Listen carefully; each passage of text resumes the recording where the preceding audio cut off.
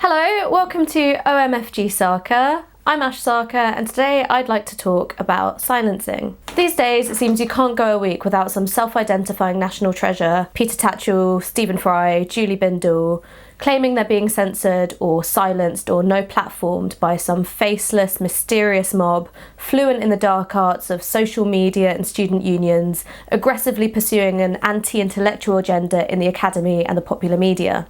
Okay, so there's a lot of stuff that needs to be unpacked here, right?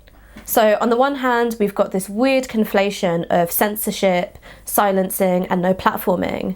But on the other, it brings up some really important questions and conversations around triggering, trauma, and safety. People who regularly have to deal with racism, ableism, sexism, heteronormativity need to develop a language to talk about their experiences of marginalisation.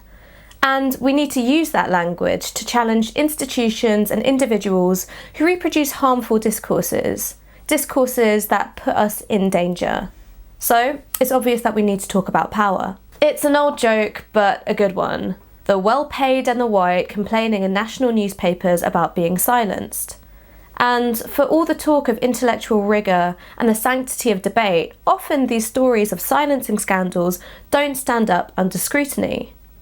Tatchell's claim of being silenced was based on an NUS representative saying that she wasn't comfortable with sharing a platform with him, but wouldn't block him from speaking. And to be fair, who can blame him? Saying that you've been no-platformed is much less embarrassing than saying that you're not entirely welcome somewhere.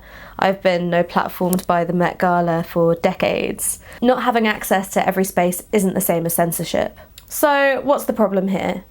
Tatchell's beef wasn't that he didn't have a platform, it was that he felt entitled to that particular platform and felt entitled to feel comfortable about it.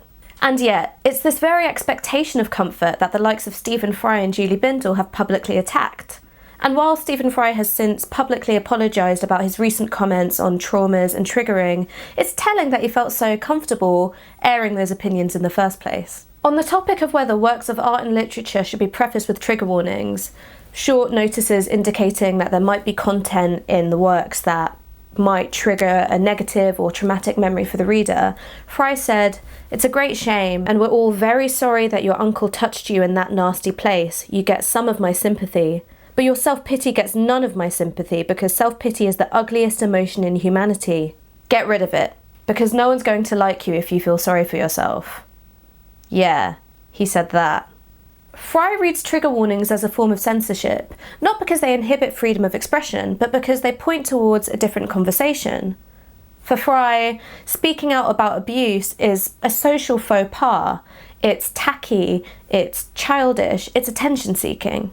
You see, in order for the establishment to keep their power, victims of abuse must remain silent. Then, and only then, in a paternalistic fashion, will they receive empathy and understanding from the comfortable commentators. And so these power relations remain as rigid as ever. Perhaps then this isn't a problem of silencing. It's a problem of speech. Whose speech is seen as rigorous, reasonable, and valuable, and whose speech is seen as disruptive, hysterical, and hostile.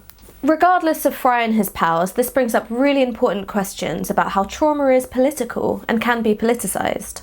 Frantz Fanon, a writer, revolutionary and psychiatrist, if you haven't already, you should check him out because he's great, argued that a strategy based on avoiding trauma was counterproductive to the project of political and psychological emancipation. In The Wretched of the Earth, he argued that the only way to exorcise the traumas of racism and state violence was to violently confront colonial structures. For what it's worth, I don't think we should dash interpersonal sensitivity in the name of revolutionary credibility.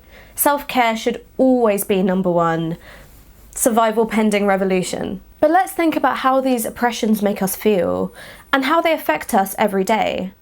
And let's also unpick how we think about feelings and not take how we experience the everyday for granted. Our emotions are shaped by politics and by culture just like our thoughts are.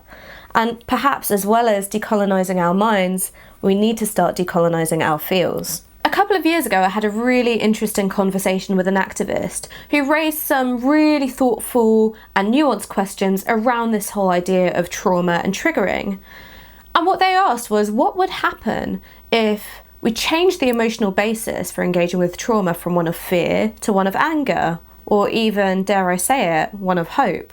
The trigger warning doesn't halt discussion or censor, it's intended as a preparation so that we can discuss things more openly and create spaces where people with different experiences can have their voices heard. But it does assume that fear is the only emotional basis for engaging with oppression.